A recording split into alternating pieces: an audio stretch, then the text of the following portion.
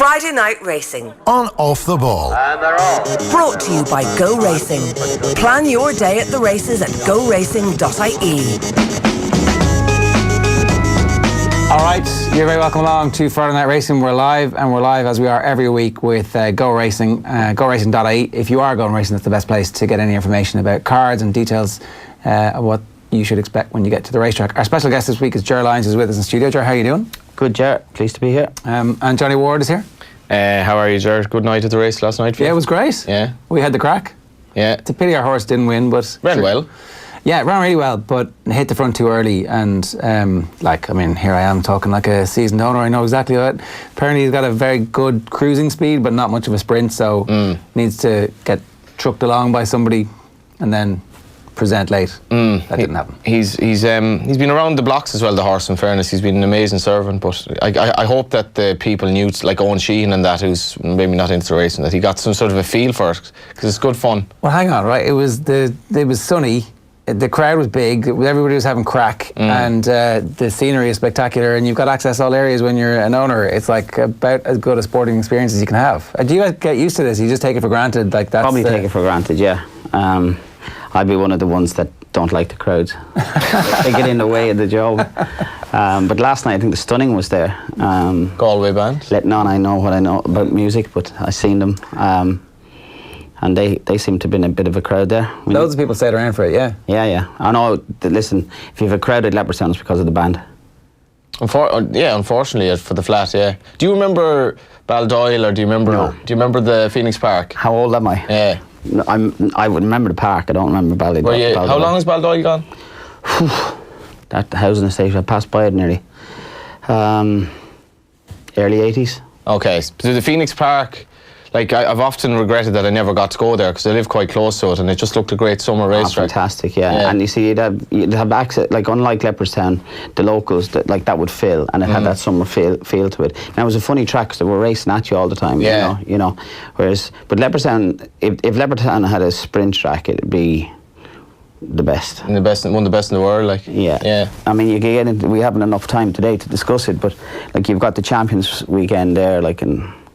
For me, I know you have to use the Curragh, but to me, the last race should be the big race. We should be aiming for that and just go off at a high, and that place can do that. It's great to be involved in a horse run at Leopardstown, particularly in summer evens. You'll always kind of remember them as well. Yeah, totally. We all fell in love with the horse and got to see him on the beach a couple of weeks ago when we went out to Ado's Yard. The whole video is going to be coming out next week, but it would be good to think that people can have that experience and can get involved in syndicates, and just talking to various people, they were saying that like there's a sustainable level of growth at the moment in terms of the numbers of people who are coming in terms of ownership, and horse racing needs that. It needs new owners. It needs to reach out and kind of broaden the appeal base, right? Well, it had it before the Tiger came and went. And the crowds are more. Listen, we just got to get the flat people have to get used to it. People rather jump racing. You know, they like being out in the cold and the muck and the dirt. I don't think is it not just something that maybe we need to tell everybody about a bit more and not really engage them a bit. No, okay, the media have gone a little bit cold on us. I mean, we're not as much in the papers as we used to be regarding cards and all the things. You know, space that we get. I mean, the guys who work the media for us do as best they can, but their editors don't seem to listen to them. Our game, the flat game, which is what I play in, it's wrongly considered a rich man's game. Do you know what I mean? Okay, you'll see the odd helicopter and the odd chic and this and that and the other, but that's not what it's about. It's a business, whereas the jump is a game, and it's fun, and the normal person can engage in it. I think though, if you were to try to sell like a bunch of mates a horse now, they'd be more inclined to go for a flat horse than a jumps horse, the way it has developed in Ireland, because like even Aidan O'Brien had 2 winners over the 3 days and the Derby weekend, and if you want to be involved in a jump horse, it takes a lot longer, obviously, if it's a young horse. With Dundalk and with the ability to run all year round now on the flat, with the amount of racing there is, you will get runs. even for example, Sabras, the horse I was involved in, won straight away on the following Monday. Could have run on the Thursday, then went to England, finished second. He could have run in several races over the course of a week. With jumps racing, to me it's a lot harder. It's a lot, and you have to be a lot more patient. And with claimers as well, like you can claim a horse in the flat for $4,000. He's ready to run, and then have him claimed again for $3,000 or $4,000 in a few months or a year if you want. And it's quite accessible as well, particularly with Dundalk. That the all-weather is there. Okay, well, before we solve all of the problems that flat racing has, let's talk a little bit about you. We're 24/7 now, isn't it? Yeah. Come here. You started off as a jump jockey, right? Well, sorry, maybe that's not technically true. You started off by going over to America at age 20. Obviously I went to America because I failed at being a jump jockey. Right, okay. You fail at something? I find that hard to believe. Yeah, you have to fail at something to be good at something. And I was riding. I grew up beside Peter McCreary and got the bug. Like, I was born up here in Dublin and moved down to Clane in '72. And so technically you're a Kildare man. I don't know what I am. Because I'm longer in Meath now than I am anywhere, but I'm not a Meath man. You're born in Dublin? Yeah. What part of you Sundrive Road. Sundrive Road. Yeah, right up I could have been a me, very dangerous person. Yeah. And instead moved down out of the troubles and went down there. McCreary was there, so got the bug. As a kid in school, you were going there, kind of working, just school, riding out. Grew up at Willie and Peter and Tom, and they were my age group, so they were getting the rides. Their dad made me a professional rather than an amateur, which was a mistake, and I had to go off and paddle my own canoe somewhere else. And why did that happen? Why did? Because I'm always interested. We've talked to everybody who's come in who's been amateur and decided not to go pro. You made the opposite decision. Why? I didn't make the decision. It was made for me, but it was the wrong decision. Right. But it was purely. Listen, it was. You've got to remember, back in them times, there was hundreds of me. Whereas nowadays, the young lads don't want to. You speak about being a jockey. They're talking about being a disc jockey. Yeah. And I'm talking about being a jockey. You know what I mean? But I went in there and I realised that there were Willie and Tom and Peter. So I was a long way down the list, and it wasn't going to happen. And it was way before numbers became important in racing. Before 50 was a big string, 30 was a big string. I think Peter was a champion trainer with 30 horses, which is, you know what I mean? It was unheard of in these days. Your second yard would be full with 30 horses. But then I got a little bit. I went to the Curragh with Brian Malone, and I realised this wasn't happening. My problem in life was everything had to happen, and it wasn't happening. So I buggered off to America. Right. And so when you get to America, what was the plan there? Hadn't a clue. Make it up as I went along. And did you go over with a job in a farm, in a stud farm? No, racing yard. Racing yard. Okay. Yeah, Carl Nasger. What age were you back then? 18 or 19. And I had given up, because all you want to be is a jockey. So I'd given it up, and then you go there and you realise, A, you get paid what you're worth, or what you think you're worth. B, you're not working. What I considered work wasn't work over there. Explain that. Well, I mean, in Ireland you were doing everything. You were mucking out, you were sweeping yards, you were doing X, Y, and Z. In America, you were a jockey, you were a rider, and that was it. And you were treated as such. Okay. So I was hopping up and down, lads were tacking. I didn't have to tack horses up. You were legging you up, and you were treated like what I would consider a champion jockey at home. Right. Okay. I was going, geez, this is clever. And then all of a sudden, I started riding good work for your man, and I could ride. I knew I could ride, and the story went on anyway. We got on brilliantly, but the secret was I had an assistant there called Johnny Burke. He's now working for Godolphin over there. The group of us that were there are huge in America at the moment. Jerry Dilger's a couple of farms, Niall Brennan is one of the biggest pin hookers in America. So we were all there at the same time. Novices. Coincidence that you all made it, or is it? No, you make it if you're good enough. But the fact that you're all there together. No, because that the environment. It wasn't there long enough. With Carl, I was riding his work, and we'd moved up to Canterbury Downs, which is Minnesota. It was the first time we had racing in Minnesota that year, '86, and the Canterbury Cup. I rode a horse called Smile. He won the Breeders' Cup that year, and. Eventually, Carl. Anyway, I always. You rode a Breeders' Cup winner. You rode a Breeders' Cup winner. If you want to word it that way. Yeah, I was coming. Yeah. And it's a train one now. And Carl said to me, because I always looked lighter than I was. And Carl said, "Do you want to ride the horses?" Like inside, I was going absolutely left leg, right leg. Yeah, but literally, I'm going to have to cut both of them off to do this. Why? What weight were you, and what was the difference? I would have been close to 11 stone. Right. And he would have thought I was 9 stone. Right, okay, there's a big difference. Yeah. And I was riding all his work. But the secret was I had Johnny Burke. And Johnny Burke was always stood at the entrance to the track. So you train on the track. And with a lovely system. And the only time it failed was when Johnny got drunk one day and he didn't come in and I was left, And we went, I'd go out to the track and he'd say, what are you doing, Ger? And I'd say I have to do 4 in 48 or whatever. It'd give the time that Carl's after rabbiting on to me. It would have been like Chinese to me. And he'd say half speed. And then I give him another time on another horse and he'd go full speed. And he'd go 3/4. And that, he was talking the Irish language to me. And Carl's, God damn man, you got a clock in your head. And I hadn't a clue what time I was doing. It was just, Johnny was giving me the right information. And all it was using your head. Yeah. Bridle, drop on the rail, boom. And it worked. So he offered me he says, you can ride for me. And when I said no, he was a world champion. I think he was world champion bull rider. So he came in and have a chat with me and he says, he was a German originally, but he was a Texan, but he says, you're going to regret this if you don't give it a go, Because he says, I would have regretted it if I didn't follow up my passion. And all I wanted to do was tell him the truth. That you were too heavy? Yeah. Right. But I knew by telling him the truth, it was going to hit the fan. We were all, So eventually, I had to tell him the truth. Had you been hiding your weight? How do you do that? By looking at me. Looking at me, he didn't, he never weighed like a 1950s woman hiding her pregnancy in Royal Ireland. You look light, but I was obviously heavy boned. I was a jump jockey. I was never made to be a flat jockey, And so they never weighed you, and then they're like, they never did weigh you. But Right. There was not necessary. It wasn't. That's fiction. Like maybe they do them in them snobby Newmarket jars, but they never weighed me wherever I was, unless you were riding in a race. Right.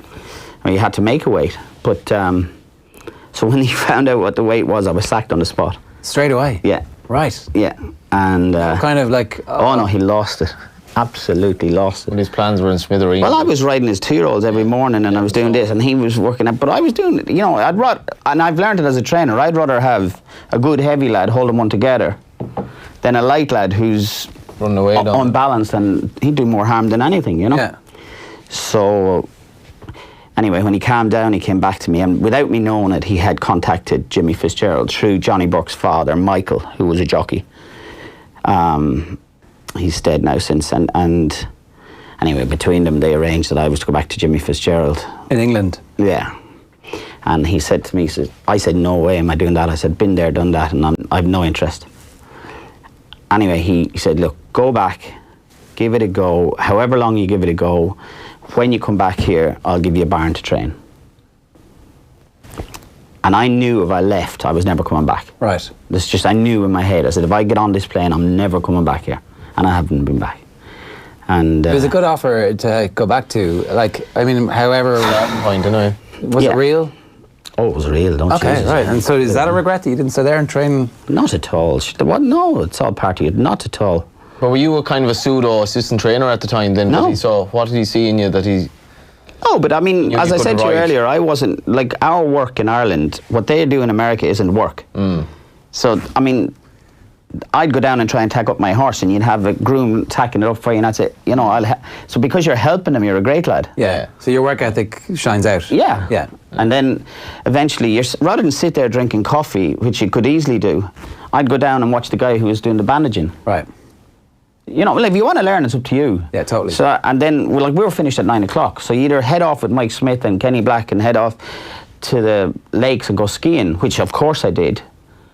But equally, I'd stay around and learn a little bit, or say, listen, this is, I haven't even done a morning's work. That's like one of the great J1 stories I've ever heard, even though it wasn't technically a J1. It's like, so 6 months, 9 months was this whole thing? Yeah. And then headed back to Jimmy Fitz. In England. Had you been to England before as a rider? No, right, so... No, and not quite as I can honestly say he was the only man on this planet that's ever scared me. Right. Yeah.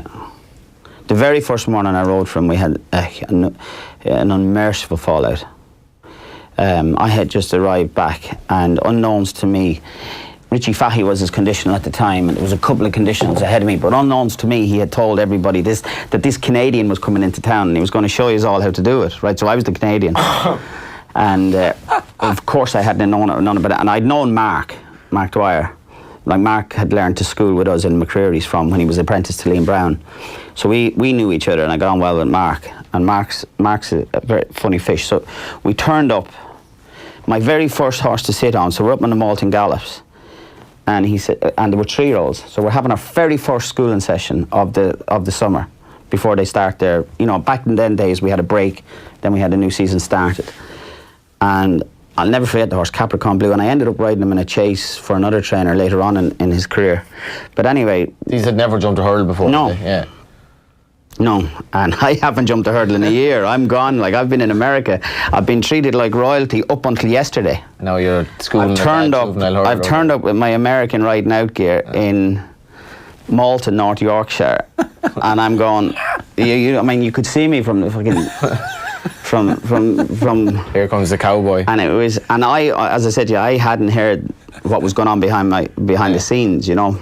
But if you knew Fitzy, what Fitzy was good at was, if you wanted to be a jockey, he was going to make it difficult for you. Yeah. If you didn't want to be a jockey, he'd love you.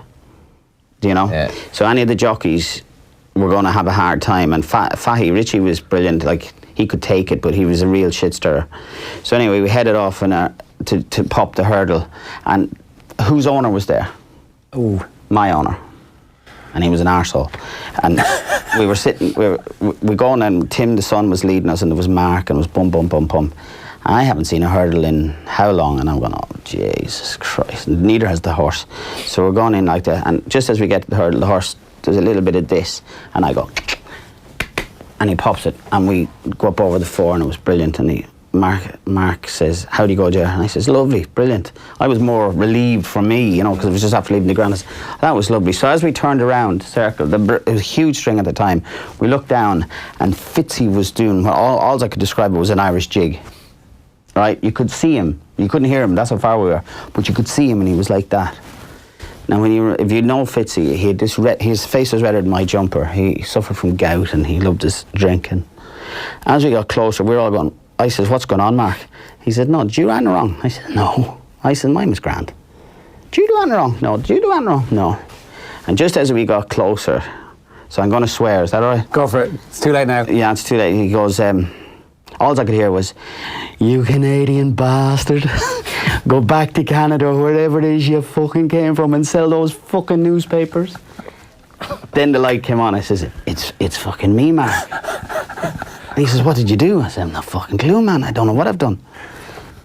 And then we get closer, and he literally starts to dance. So it transpired that when the horse did that, and I did that in front of his owner, I hit his horse. And that set it all off. So I'm after being used to getting treated like royalty, right, by Carl Nasger, 24 hours early. I'm not taking this shit. And I said, right, that's it. Fuck this. I haven't even been there for 2 lots. Mark says, settle. He'll cool down, settle. And I said, no, Mark, I'm out of here. He says, settle, come with me. So we headed off. And from that day to this, that was the first year Fitzy had a second yard. And there was a great man called Johnny Quinn. You know Johnny Quinn, the trainer? We ended up best friends, living together. So Johnny took me under his wing. I raced down to the bottom yard, and I hid there. And I wasn't seen again. Wow. Yeah, he scared the life out of me. But I should have. I should have just walked away and got on a plane and left. And gone where? America. I should have gone Back to America. Where would you be now? Sure, listen, that's life, and ifs and ands. And what was it Brendan Gray said last night? If my aunt had balls, she'd be my uncle. You know? So, how long do you stay there then? In Fitzy's? Yeah. Oh, I left in '92. So, years. So yeah, I stayed up there. I was so great, but he was badly injured and just had to knock it on the head. I didn't get injured. I didn't get hurt in any falls I ever took until one fall, and then I hurt everything. Right. And they messed up the operation, and that slowed everything down. And all I ever wanted to do was ride in the Grand National. And the Injured Jockeys Fund was fantastic then. I mean, I earned more on the Injured Jockeys Fund than I did when I was actually riding. But they actually were going to pay me off because it was that bad, you know. Right. And what happened in the fall? It was a rotational fall. I broke my right leg at high up in the femur, most of my ribs, punctured the lung, the shoulder, scapula, and I was in bad way. I was in intensive care. It was funny. Times have changed. There was an ambulance strike at the time, so I was lying at the back of the last fence in Newcastle, and they were cantering down to the next race, which you wouldn't do now. 20 minutes later. The guy I was telling you about earlier, Chris Dennis, him and Jason O'Callaghan, they all work for the BHA over there now. They were cantering down. They looked at me and nearly got sick. Jeez, that's incomprehensible nowadays. Like half an hour later in the next race, and your man is still stricken on the ground. Couldn't get. There was an ambulance race, so then they got me in, and Were you conscious? yeah, but I thought I was speaking loud. I had a brand new pair of boots back in the day, and there were zips up the back. So it was it was the first time there was zips. It was around that era when zips were new. And I had a beautiful pair of boots. There was a lovely man in Newbridge who used to make the boots for the jockeys. Can't think of his name, but he was fantastic. Made them to measure. They were beautiful boots. And this young lad came down, this young doctor, and he was as white as your cup. And I thought I was talking to him. Use the zip, don't cut my boot. But I wasn't, he couldn't hear me. Don't cut my boot. That was all I was worried about, was my boot. Do you remember the fall? Do you remember? Oh Jesus, yeah, I remember every bit of it. Do you? It's totally my fault. And it hasn't blanked from your memory? There's Not at all. Right. Why was it your fault? Because I should have pulled up. Problem was, Nigel's father, Colin, it was Full Circle. Do you remember the Full Circle syndicate? You might not remember them. And he was Moninor anyway. He was third in the Grand National the year before, and I was riding him in this year's Grand National.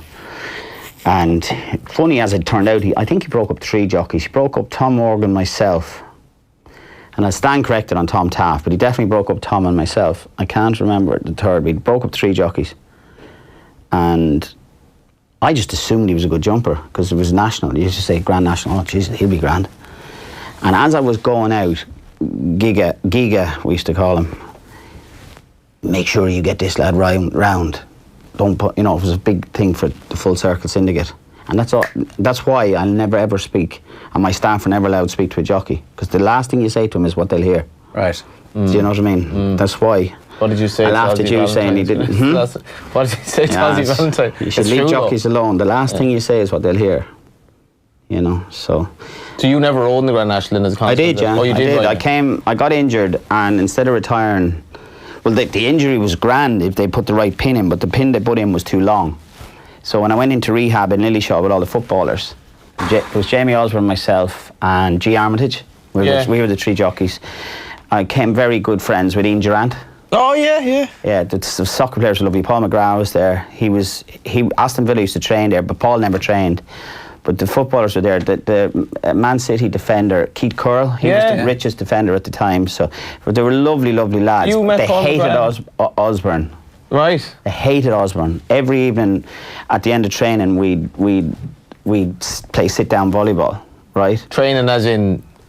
Once we've done our rehab, we'd sit down and have a sit-down game of volleyball. In other words, we'd all be sitting down. We couldn't fucking stand up half of us anyway. And we'd be banged. There'd be rugby players, soccer players, rugby union players, soccer players. And there was one kid who did the motorbike dirt racing. And this was the rehab place. So Osborne couldn't help himself. He was such an arsehole. He used to get everybody wound up. So at every session, at the end of every session, there was this T-shirt. So it probably started out like one of the T-shirts there, a football jersey. So just an ordinary T-shirt, like the one you have on you. But it was never washed. So whoever was the arsehole, whoever we voted every day, had to wear this T-shirt, right? For as long as I was there, Osborne wore it. He just couldn't. What was Paul McGrath if you took it off and threw it, no, Paul McGrath, Villa were training there. Right. They weren't in rehab. Not really, no. But you'd see him sitting down while they were training. He never trained. Yeah. Just couldn't really train. But Ian Durant was fantastic. Yeah. I loved him. He was a lovely, lovely guy. And Keith Kerr was a good guy. Were you into football at that stage already? I was always into football. Yeah. Always into football. Did you play in Dublin? My knee I had a bad fall in my knee, and I had a rotation on my knee, and I couldn't play. I couldn't. Even now, like, this knee goes out from under me very easy. So you make it back and do ride in the National from that? I came back. I did the rehab and the long pain. When it was York Eber meeting, where we see that's when our season started. So we'd all gather in York Eber. All the northern jump jockeys would gather in York Eber. That was our blowout. And then Market Racing was where we started. So I had arranged to meet what you'd call Adrian McGoldrick. I can't remember the guy's name over there. So I'd arranged to meet him there to pass the vet, per se, to get ready for the season. Now, I had a chronic limp, and it was sore, but I genuinely thought I was a soft kid. Like, I couldn't train with the guys. I genuinely, with these lads, like Ian Durant had a dead man's Achilles tendon in his knee or something. He was, like, he swore he got paid off £1 million or something because he was never going to play again. He played for Scotland again after that. And I was in a lot of pain, but I genuinely thought it was me, you know? But it turned out the bar was too long. I just went in and he passed me to ride. And I rang Hugh Barber, who was my surgeon up in Carlisle, and I said, Hugh, I'm in a lot of pain with this, and I've been passed. I said, great, I'm passed, but I can't tell you the pain I'm in. Right. So he's come up and see me. So I drove up, and at that time I was seeing Lynn, who lives in just beyond Carlisle. I'll never forget, so I went in to see the thing, and came out, he had told me, Jesus, we're after making a mess. And I says, what's wrong? He says, it hasn't joined at all. So the pin was too big. So the femur was kept away like that. So I was doing all the training. And the femur still flapping. It wasn't flapping, but the pin was, the bone hadn't stuck together because the pin was too big. Right. But the pain was shocking. And I remember coming out and sitting in a car park, and I met Lynn's mother, and I was crying my eyes out, like, because I thought, I have to do all this again, you know, it's not worth it, you know. And the only thing I had a horse called Hardy, and I says, right, he's going to be next year's national horse.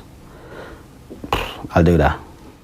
And stupidly, I got back to riding the national. I remember I got round, passing, Seagram won the national. And I remember looking up into the stands where you think Lynn is now. I mean, it's massive, so you wouldn't have it. And I looked up thinking, what was I thinking? What an anticlimax. What was that all about? For a year's work, like. I said, what? And at that moment, the love of it went. I was gone. I didn't want to do it anymore. Did you need to get that out of your system so that you didn't feel this constant regret in your life? Would you believe, Ger, like, no matter where I go in the world, no matter what you've done, and somebody says, were you a jockey? Yeah, did you ride in the national?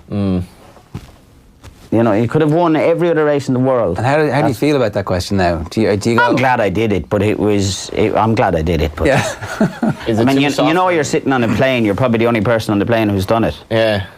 You know. Is it too soft nowadays, the race, you think? Or? Yeah. Yeah. Yeah, they've ruined it, but it's not their fault. Yeah. The whole world has gone mad that way, you know. I mean, like, Jesus, you can't say anything to anybody. I remember in Cheltenham last year, I was over there, and the headline story on, I think, the BBC News was, first day of Cheltenham Festival, our biggest, like, 4 days of the year, our Olympics, and the headline story was they're hoping to cut down on animal fatalities. And I was just, where is this narrative coming from? And like, I think animal fatalities were, obviously there was a lot of uproar about the National Hunt Chase this year, but the dichotomy between Britain and Ireland never seemed greater to me in terms of how we look after horses, because I just think that these could be people who eat, like, you know, meat from Lidl and Aldi and think nothing of it, but yet decry animal rights, decry trainers for not looking after horses. So we pander way too much. We're so insecure. When I say we, my industry is so insecure. Well, in Britain anyway. I'm not so sure about here. It's not the industry as a whole. We're just so insecure that we're so worried about what that person thinks and what that person thinks, as opposed to what we think. Like, you know, and we should be more about what we think to a level. Do you know what I mean? Like, to a level. There's bad in everything. You know, as you seen the other night in the Greyhound thing, but you know. When did you decide you wanted to be a trainer then? When you're lying in the hospital bed? No, you're gonna laugh at this. My dream job is doing what you two guys do. Jesus. Sitting here talking about sport. So why didn't you do it? Why didn't I do it? I had no way. And you see, times have changed. Like, you guys, this wasn't like this 15, 20 years ago. No. You know. I started 20 years ago. I'm 22 years ago. Yeah, Veteran of the you game. didn't have, like, there was RT1 and RT2 if you were lucky, and BBC Rule the Roost or whatever. There wasn't racing channels. If you had a family member who worked there, that's how you got in. Did you try to get into RT and was Never tried to get into RT, no. No family member? No. I knew better. But come here, so how did the training come in? Like, the training came behind because somebody, you'd be driving along or walking along and somebody, what do you do? And I hadn't got a brief, I had no title. What did I do? Like, when I was broke up, I was one of the first ever tipping lines. Do you remember them? Oh, right, yeah. The 1550 numbers. Yeah, I had Franny Norton. When Franny was a kid, he was driving along with a car with my name on the side of it. Franny Norton, sponsored by Ger Lyons. You the tipping line? Yeah. Jesus, that is mad. The first tipping line ever was Ray Goldstein and me. That is mad. Yeah. And yeah. And we were injured, and it was run by a guy in Glasgow. And the only way I could get out of it was demand a huge contract. The money was phenomenal. Really? Phenomenal. So it was people ringing up. And I used to do it on the 18th green of a golf course. I'd go blah blah blah blah. This is whose horse were you giving information on? Like everybody's. Yeah. Was it form or information? But back then, would you believe? Like, because it was so new. Yeah. My mates would see me coming and they'd just go like that. Yeah.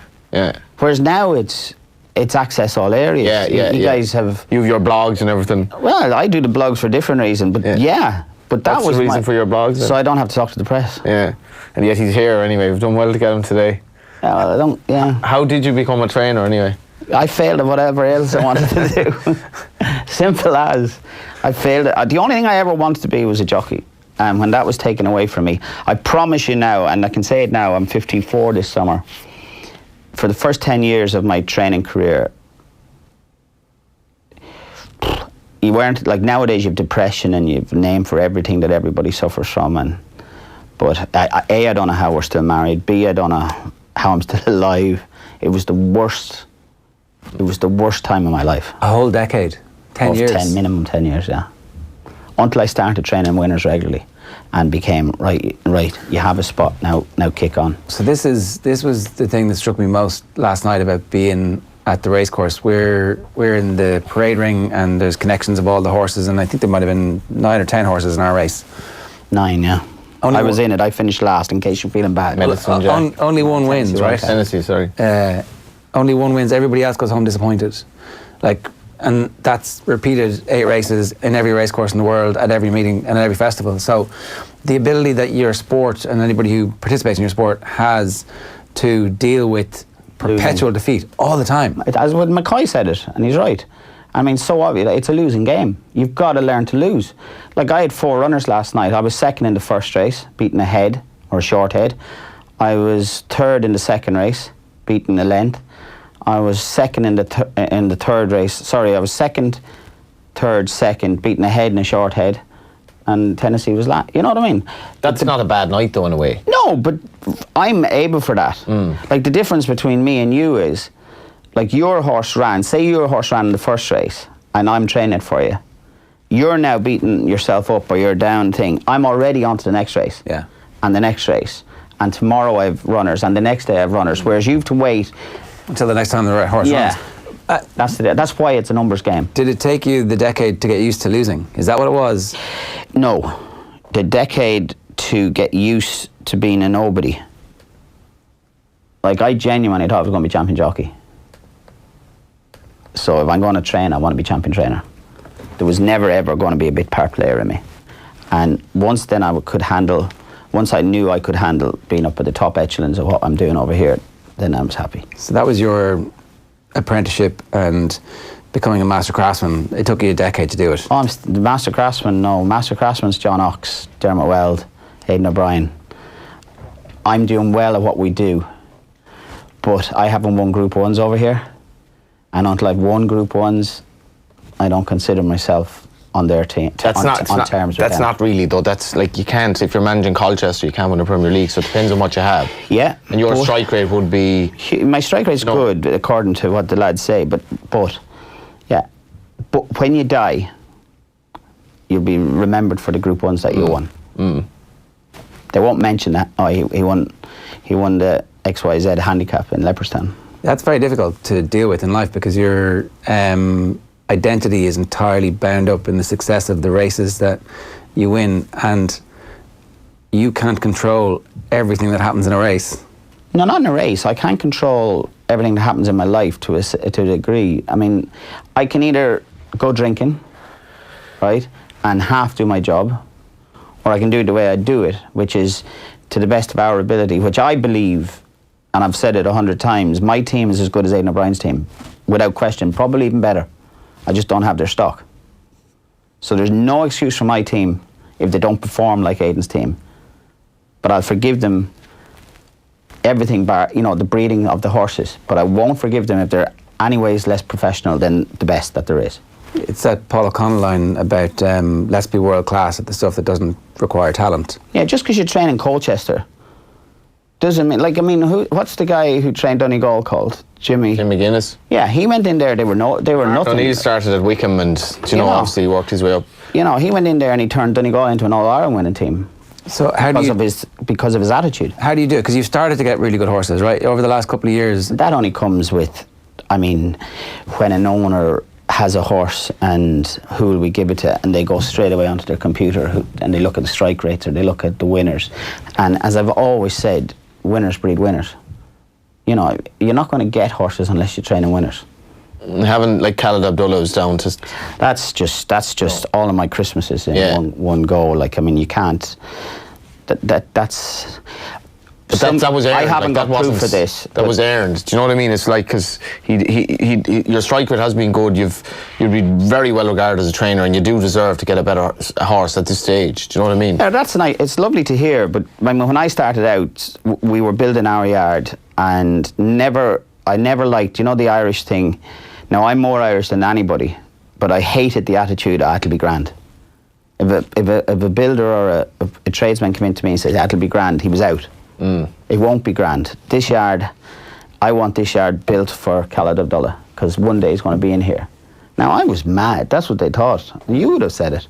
But that's what I demand. That's what I wanted back then. You're dealing with the best class race in the world. Like, how are you going to aspire to be better? And you improve and improve and improve. Yeah, but to me... With Aidan O'Brien in maiden. Aidan O'Brien left 3 runners in a maiden by Galileo, and you have to somehow win that maiden. Do you know what I mean? We do. Yeah. And as I said back then, if we don't win it and we're second to him, so what? They can't buy his, they'll buy mine. And that's how we built the business. And yeah, it sounded arrogant, but you have to be that funneled. You have to be that focused. Where did that come from? Where did you learn that? You don't learn that. Well, when did you realise that? Because I always knew, like, when I was 7 and I seen a racehorse, I knew what I was going to do. Like, as far back as I remember my mother sending me, and it's not her fault, they sent me to Ballyfin College to get away from horses. Because we're not from a racing background, right? And now Ballyfin sounds great. Do you know what Ballyfin is? No, Ballyfin has got world best hotel in a couple of years ago, right? And it wasn't the best hotel when I was there. It was what it was. And I was sent down there to get away from racehorses. But I knew that wasn't, you know, I'll see out my leaving. You told me if I do my leaving, that's what I'll do, and then I'm gone. And that's what I did. And I remember in leaving cert, where they were all, you'll be able to, they were signing up for the university courses, you know, all of these things, and if you don't make the time, you're not going to get accepted. CAO form. I was dragged out of study hall one night by, we called him Father Smood. He was the lad in charge of careers. And like, when I look back, he was a small little man, and I remember him dragging me out into his office. He says, you haven't filled in your forms, your whatever, the CAO form, whatever the forms are. And I says, that's right, I haven't. And he says, what are you doing? And I said, I'm going to be a jockey. And small and all as he was, he reached back and hit me a slap. You cop onto yourself, you know. There and then I says, I'm going to come back and ram that up your arse. And I did. I remember going to England, coming back in a red, what I call a sports car with Lynn. I says, come on, I'll show you where I went to school. Now, the best thing that came out of Ballyfin was my best friend to this day is a lad called David Coughlin. He's from Portlaoise, and we're still buddies. But I remember driving into Ballyfin to find this little guy when I was coming back from England on holiday. And he wasn't there, thank God. But that's the determination I had, and I'll fucking show you. But I always felt that that's the way you were going all life, was I'll show you, I'll show you. And sadly, our game makes you go like that. Like, if you're not inbred into the industry, I'll show you, you know. And does it make you chippy? Are you chippy? Is that a bad thing? Like, if I'm an owner, I wouldn't mind having a chippy trainer who's determined to show the industry. Do you know what I mean? think hopefully the chips have smoothed off. I've got one on each shoulder now, rather than one, you know. But no, times have changed, Ger. We've it's not so much, as you said about RTE, it's not how much that your daddy got you into the job as it was. There's a lot of us around that were never in the industry that are making it, and you're an example to the next guy, who's an example to the next guy, and it's huge that way, and you can see it. You just don't have to be born into the game, as you did. to get a kickstart. Yeah. I think a lot of the people we've had on the show would be a testament to There's that a mix as of well. that, yeah, definitely. So the training starts to go well after the decade. What's the change? After a decade of bleakness, you start to have winners. How did you suddenly begin to produce winners? What is it they say? What is it the sports psychologists say? That you have to do something 10,000 times? 10,000 hours, yeah. Yeah, before you get that. As simple as that. You just eventually learned how this thing worked. You wrestled with it long and enough. you just kept biting your head against the wall and just keep buying the horse, and we had to back ourselves, and we did. And I knew I was good at something. You know what it was. Which part of it are you good at? Because it's a multi. Lynn says I'm brilliant at delegating, which is you have to delegate in our game. You need to place the horse. You need to train the horse. That's huge. You need to get them I fit. think your placing of the horses, in fairness, and not run them for the sake of it as well, which I find that very frustrating. And I like to see a trainer who's planning, not overrun the horse, plan it. And as a punter as well, like, you know that the horse is probably in good nick, like that he's not kind of just running there for the sake of it because there might have been a small field. That's one thing about you. In fairness, you have a good caliber horse, but you do place them. Yeah, but I mean that's what it's about. I have no interest. Like I have no interest in betting. So and then we met up with David Spratt over the years, and he helps us. You know, we have a team around me, Shane, and we discuss things. And like the final question is always, is that the right race? That's the right race. Right, let's go. Doesn't mean you'll win it. Yeah. As last night proved. But is that the right race? That's the right race. How and good if it's is- not the right race, pull back. How good is Colin Keane then?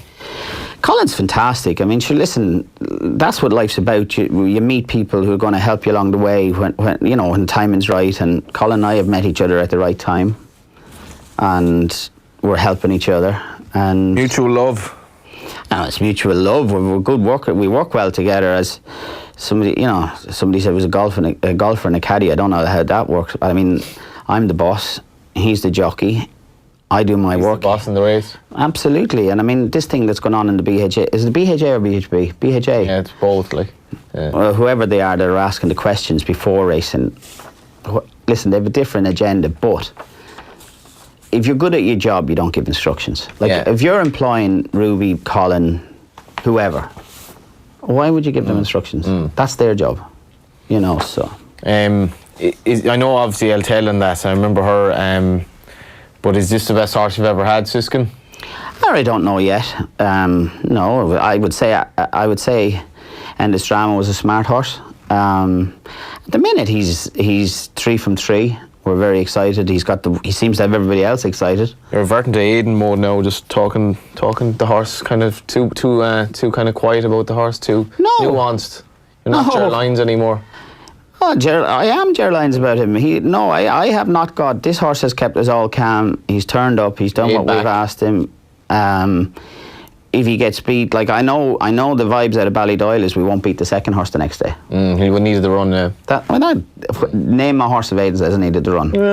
Yeah. When he says they're just starting back. Yeah, my arse. No. Will you beat the American? This is the horse that Aiden gave us earlier in the season. The American Fair horse. Monarch of Egypt, isn't it? Yeah. Listen, if he wins, they reckon he'll improve for the run. Good luck. When is that race? The Phoenix on the 8th or 9th of August. Looking forward to that now. That'll be a cracker, yeah. He's the most likeable horse you could just. He basically, he's going to do his job. He seems to be fairly chilled out about life. That's what I'm saying. He keeps you calm. Like the only box he hasn't ticked is ground. We've ran him on quick ground or good ground and American bred. Yeah. So if the weather gods conspire against us and it's soft in the day, then that's a negative. Until we do it, because it's an unknown. For now, it's an unknown. Yeah. You've got to be thinking Breeders' Cup as well, haven't you?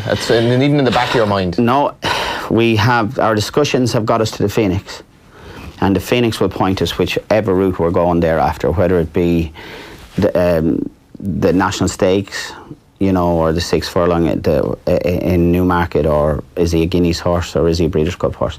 But we haven't gone beyond and that's not. I'm not being glib with you. We haven't. His target has always been the Phoenix, and that's until then. That'll decide where we go after that. It'll be an interesting rematch. Do you have an ideal size of your string of how many horses there are? Is there like a number that you think that's the perfect number for us? I think we're at the perfect number.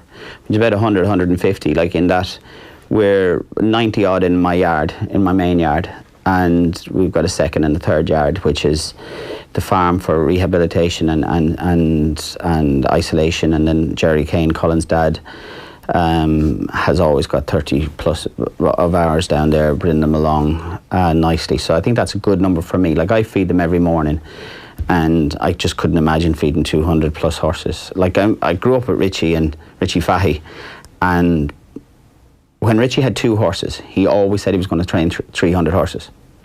And he's damn close to it. I don't know how you could do it, like. You know, but he said that back then, so, and he's doing it. I don't know. You're only as good as your assistant at that stage. Yeah.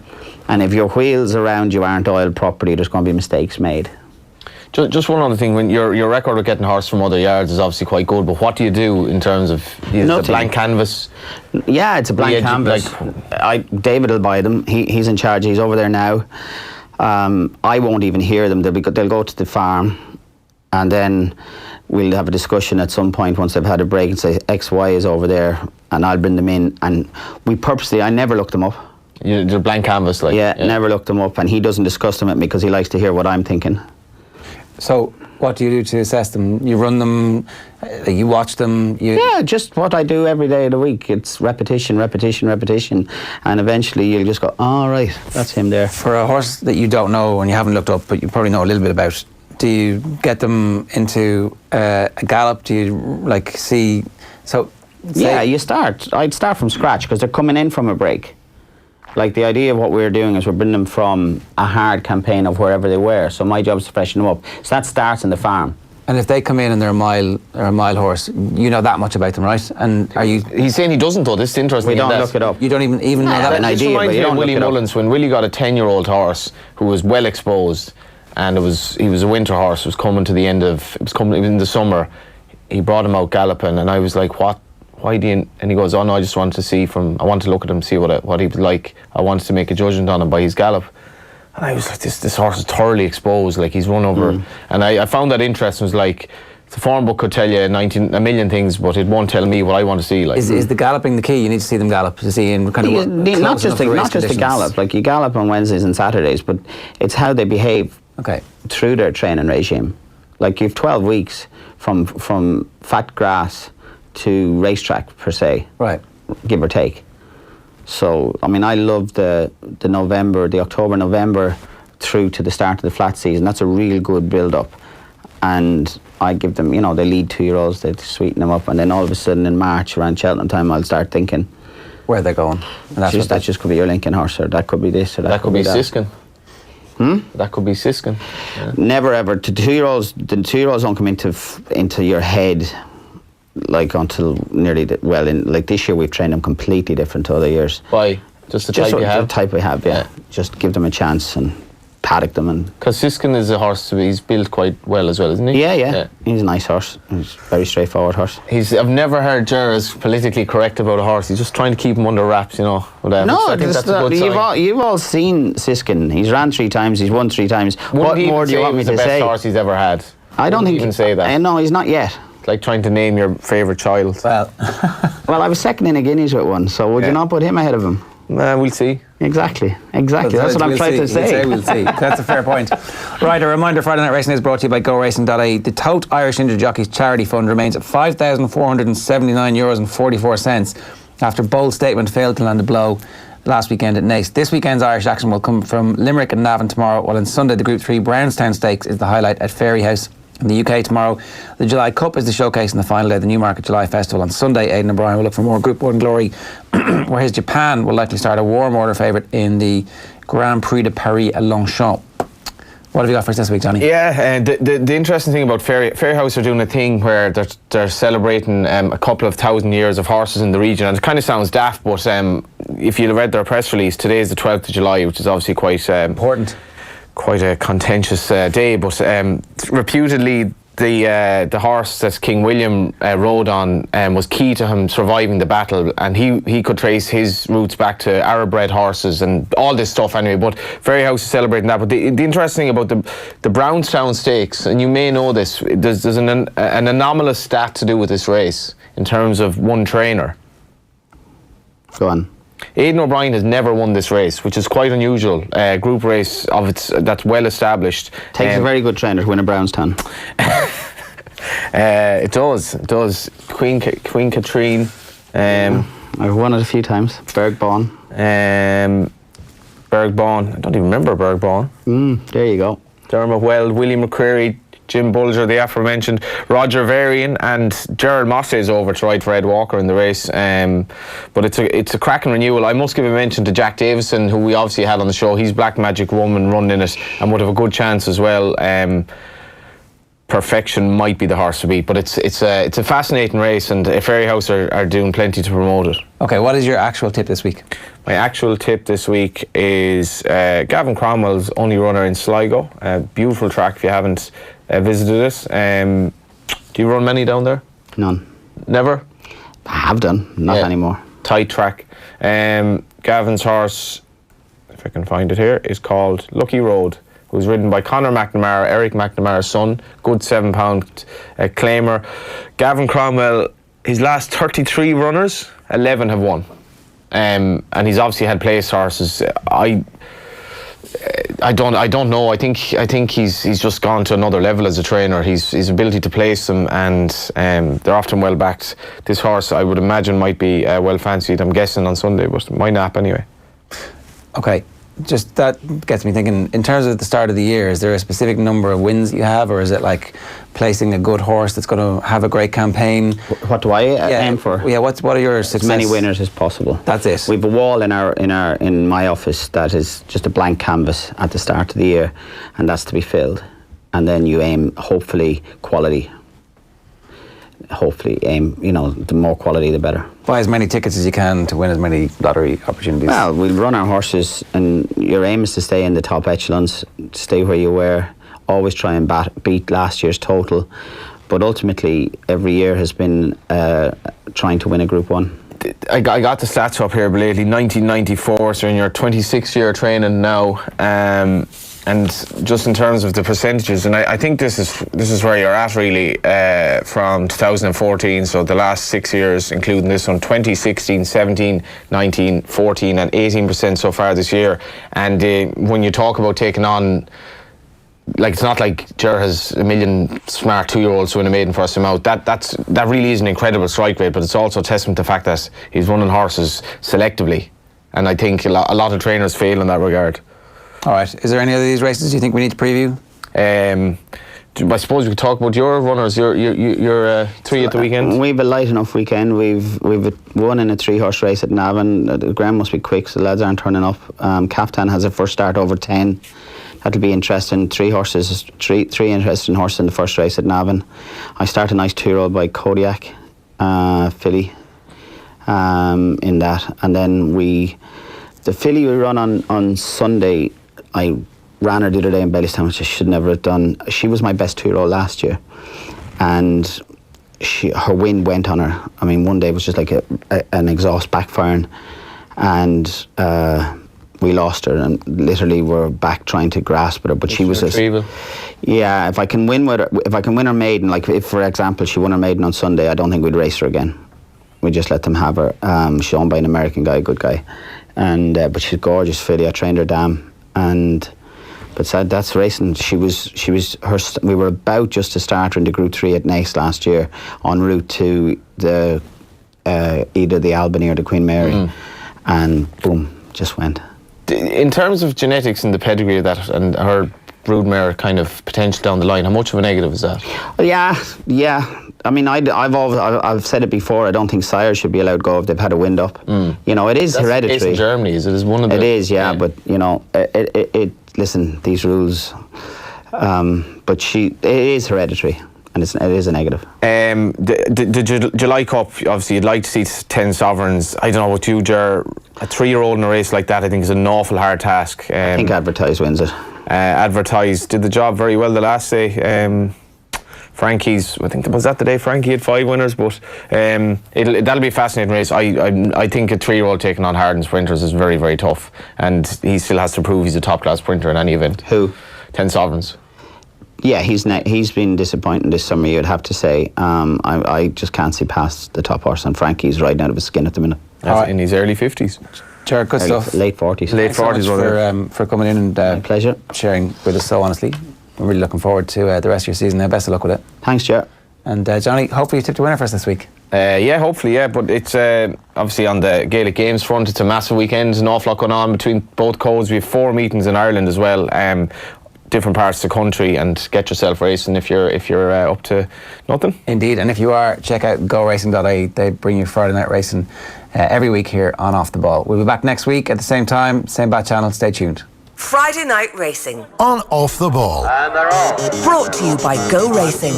Plan your day at the races at goracing.ie. Join Bruce Betting now for a risk-free first bet up to €100. That's right. New Irish accounts can enjoy a risk-free first bet up to €100. So if your first bet loses, we'll refund your stake with a free bet. Now that's giving you more. Bruce Betting, in store